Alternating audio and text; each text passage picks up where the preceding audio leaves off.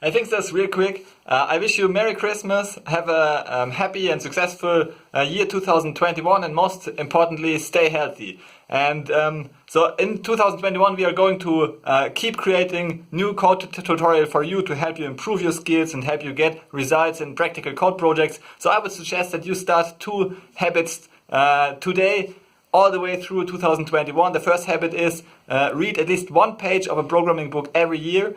The second habit is to write at least 1 line of code every day. So if you do those 2 habits every day, maybe they cost you half an hour at max. Maybe so, like just starting the habits, they have a minimum threshold. They are really optimized habits. You can cross them out every day. So have a calendar and cross them out every day where you complete those 2 habits. And I assure you, if you do them all the way through 2021, they will change your life.